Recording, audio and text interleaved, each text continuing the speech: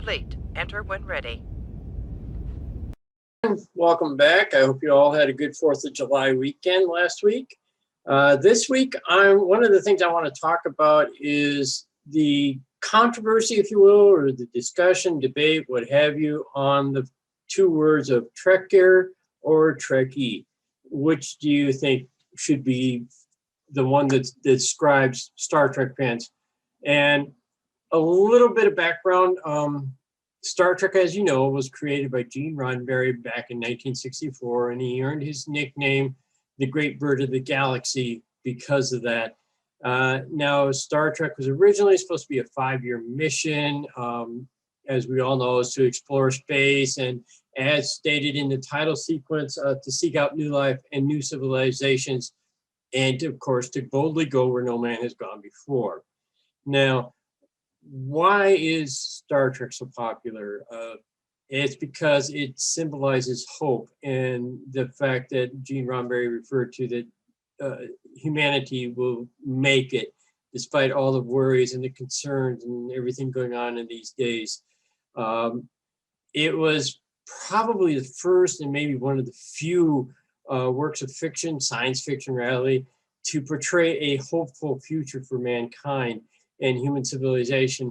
And it's also where people are dedicated to science and exploration and bettering mankind. Now, the first true Star Trek convention happened on January 23rd, 1972, and James Doohan, Scotty, as we all know, was the guest star there, and he spoke to everybody there. And so now, Trekkie was really the first one of the two words, Trekker or Trekkie, that was first created. And that was first seen in a fanzine called Plateau back in 1968, June of 1968. And it was in an essay entitled A Midsummer's Night Dream or Journey to Backstage by Ruth Berman. I don't know if she's related to the Berman who was in charge of Next Gen and all the other Star Trek roles. And in this essay, though, she describes what her first meeting with Mark Leonard. And in it, she says, I don't know about other people, but I'm afraid I was acting out of snobbery in cataloging the roles I'd soon Mr. Leonard play when I sent him a fan letter.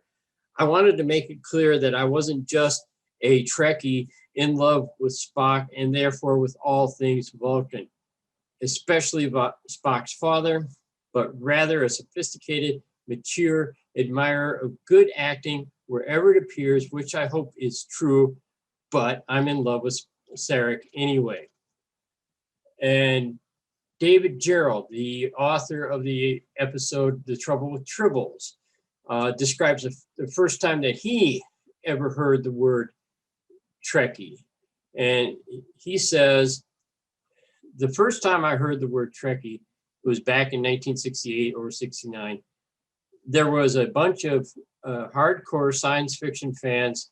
These were the true fans allowed to use the sacred H in words like fan and God and beer. And they were upset about all those Trekkies who were cluttering up the hallways of the conventions, acting like idiots and not taking science fiction seriously enough. Now, the word Trekkies, the fans, Trekkies were you could say the original geeky super fans.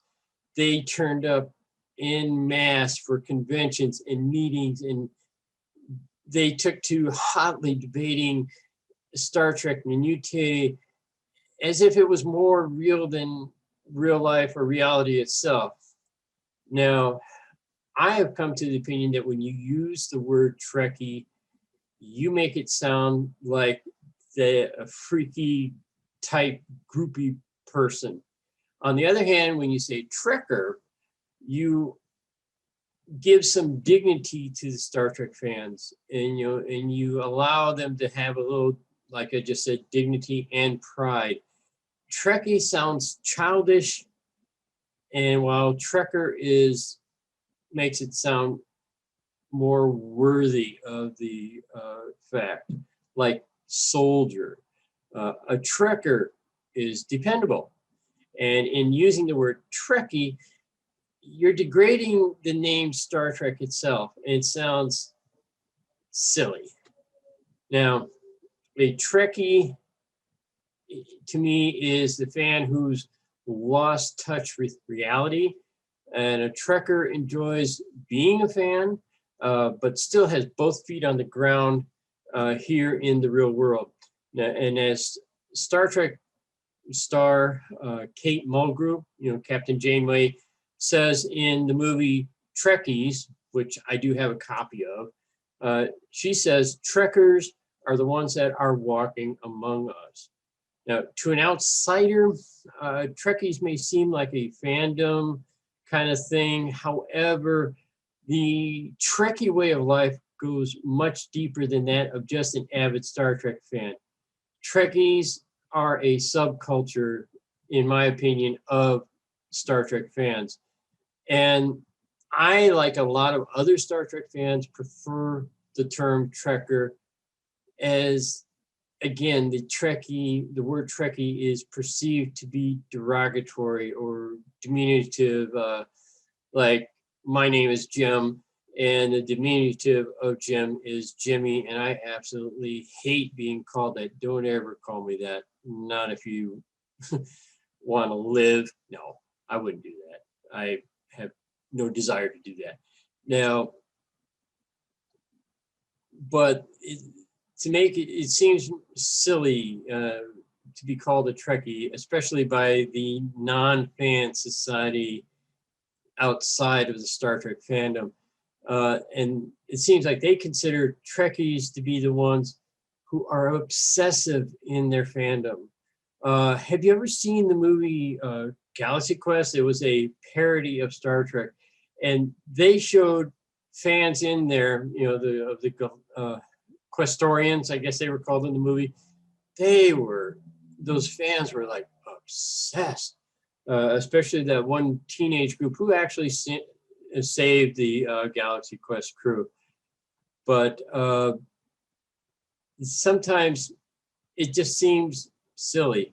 Now, a Star Trekker will wear a Starfleet uniform to a convention because it's fun. A Trekkie wears a uniform to a convention because they've heard that it is in the style at the Academy. Okay. A Trekker has a Starfleet Academy window sticker in his car, but a Trekkie will be cramming for the entrance exams. Okay. A Trekker thinks that Will Wheaton was a lucky kid who happened to land the role on Star Trek, whereas a Trekkie thinks that Wesley Crusher was a lucky kid who got to sit on the bridge of the Enterprise D. Now, a Trekker thinks that it's a shame that the show is coming to an end, whatever Star Trek show it is. And a Trekkie thinks that it's a shame that the crew is being reassigned and the Enterprise, for instance, was being decommissioned. It's a movie. Come on, people. And a Trekker knows that there are gaping holes in the technology. I mean, you can debate why does a transporter work the way it does? Can you die, or do you die when you step into the transporter and reborn when you come out of it? I said that in one of my first episodes. Now, but the Trekker, although they know that there's gaping holes in the technology, they ignore them and just enjoy the story of the show. But a Trekkie, on the other hand, and this is a little silly, but we'll wait until the price comes down on the food replicators. I'm like, okay, so they can get one. And now a Trekker is a serious, dedicated, and hardworking fan who's seriously into Star Trek fandom and trying to get something constructive done while still meeting people in real life and making friends in real life. Trekkies can be inconsiderate, disruptive kids who are simply along for the ride. And the Trekker will see Star Trek as the only recent television show that treated science fiction as an adult and being painstakingly authentic and highly entertaining, made by craftsmen who, because of their dedication to their craft, made the future come alive. Trekkers give freely of their time and energy and resources to get things done for the benefit of Star Trek. They tend to be the organizers, the volunteers, the hard and consistent workers, the editors and officers. They run Star Trek service organizations like the Star Trek Welcome Committee. Prime examples of real life Star Trekkers are John and Bijou Trimble, David Gerrold, and Allison Whitfield, and let us not forget DC Fontana, Susan Sackett, and all those. Trekkies, on the other hand, see Star Trek is just another exciting TV show, and the fandom that's associated with it simply another in-group that they can try and join. They always seem to be, they can always be seen running all over, zapping everybody with their toy phasers and dressed in their Spock ears and their uniforms, and they are consumers of anything that says Star Trek or has a picture of Spock on it. God forbid I see anybody running around with those infamous Spock helmets with the turning light on top and stuff. And it seems that their Trekkies, their only aim is to have fun with Star Trek. I have fun with Star Trek. I consider myself a Trekker, but I have a real life outside of Star Trek, and even outside this video blog. I don't get me wrong, I enjoy doing this video blog and talking about Star Trek. And I want to thank Vance for giving me the chance to start this, and I have so much fun with it. Now, another thing about Trekkies is that they are forever quoting their favorite Star Trek character because everything and anything reminds them, oh, that happened in the story. This is what they said. But as far as activities, their club activities, I know there's an international Starfleet organization that has local chapters, ships and stuff. But Trekkies tend to just want to have fun and not work on any club activities and volunteer projects. Trekkers, on the other hand, are responsible for most of the good things that have been done in Star Trek fandom. Trekkies, unfortunately, are responsible for the not so good image that the general public has of Star Trek fans.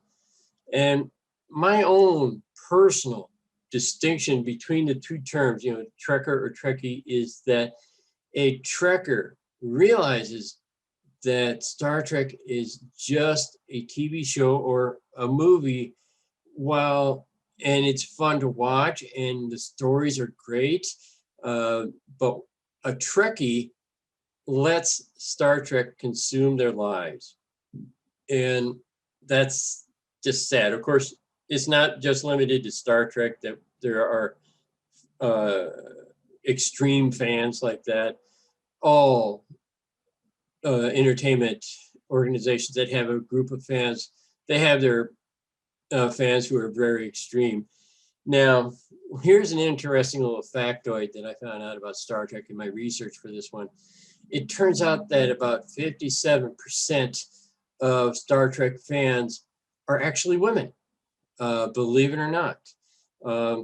Star Trek, despite some of the obvious sexism, especially on the original show with the mini skirts and things like that, it's done quite a bit to inspire Star Trek fans. I remember there was one astronaut that went up to the International Space Station. She even appeared on Star Trek Next Gen. She would open her communications with NASA by saying hailing frequencies open. She even wore her Star Trek uniform up there. And I was going, hey, how cool is that? That's a fan. That's a Trekker. And she was serious, but she also had fun with it. Now, back to what I was saying about the original series, with obvious sexism, but it did a lot to inspire fans. It showed them that women can do things too that are of importance, especially back in the late 60s, when there was a lot more, I hate to use the term, but male chauvinism back then. Women had their place.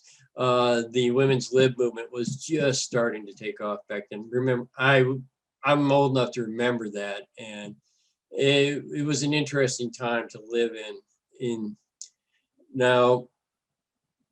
But it comes down to the fact that Star Trek not only empowers everyone, it empowers women, it empowers whatever group, fill in the blank that you want to put in there.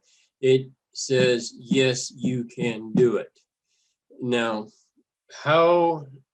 in closing this section, I want a little bit of fun here. How do you become a Trekkie? Well, you can consider starting your own website, your own video blog, with photos of your Star Trek collection for other Trekkies to drool over. You can watch the series and the movies if you haven't already done so. Start off with the first Star Trek series, then watch the Next Generation, and then, of course, Voyager, Deep Space Nine, Enterprise, the animated series, all the others that came after that, and continue watching the spin-offs of Star Trek. So, but all in all of this that I've just said is my own opinion. I'm not trying to say that everybody else is wrong and I'm right. This is how I feel about it. But if you want to comment on the comment section below and let me know how you feel. I'd like to hear about it. Program complete. Enter when ready. Hey, okay, now it's time for the section of the show where I do multiple roles of the original cast members. And this is part 3. And in this week, I'm featuring Uhura, Nurse Chapel, and of course, Yeoman Rand.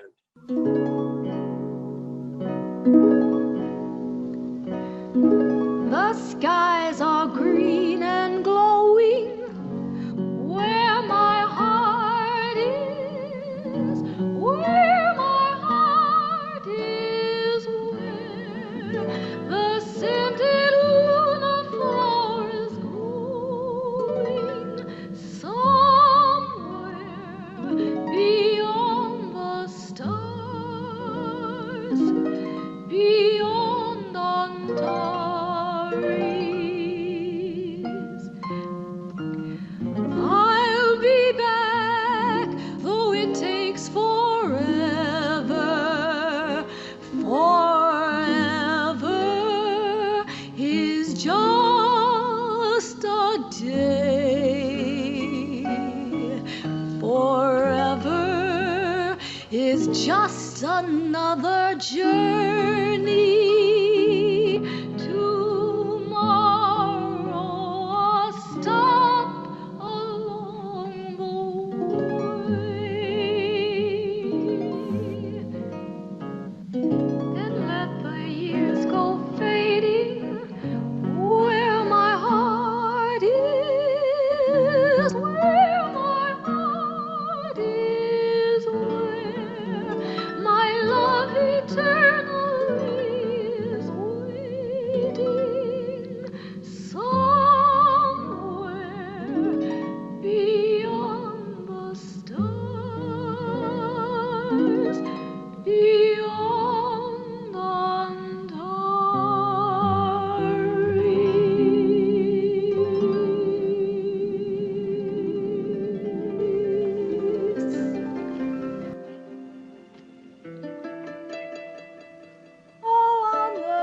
Starship Enterprise, there's someone who's in Satan's guise, whose devil ears and devil eyes could rip your heart from you.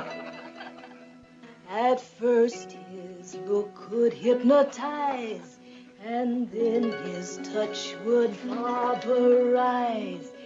His alien love could victimize and rip your heart from you. And that's why female astronauts, oh very female astronauts, wait terrified and overwrought to find what he will do.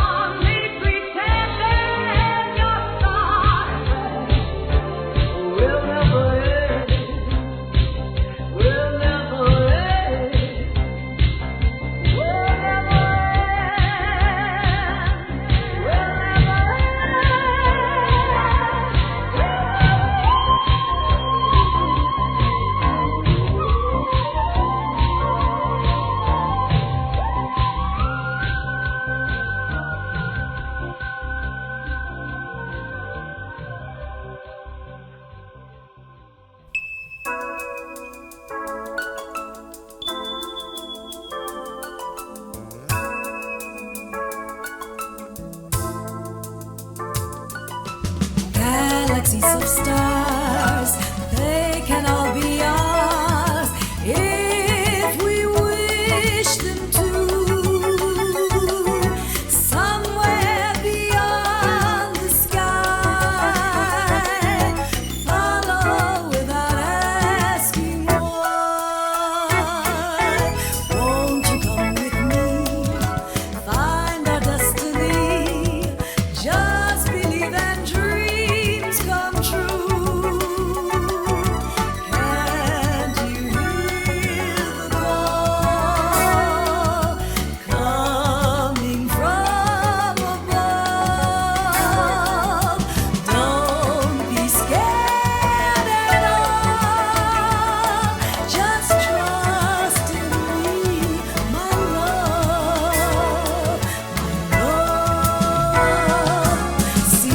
the Milky Way.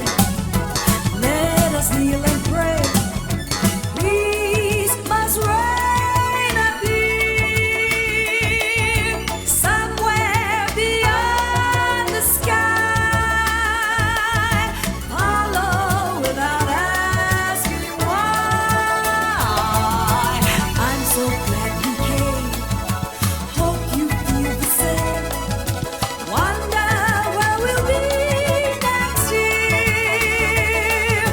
Wonder where we'll be next year.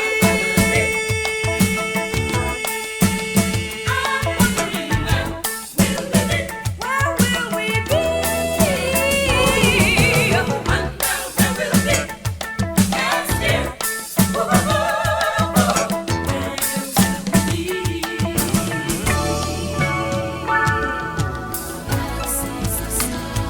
Where will we be? My darling, the place doesn't really matter. Just let me roll the galaxies with you. For our destiny is to find eternal peace and love in this beautiful universe. Beloved, together our fears will dissolve in a sea of stars as we approach infinity. Listen. And you hear the call coming from above. Don't be scared at all. Just trust in me, my love, my love.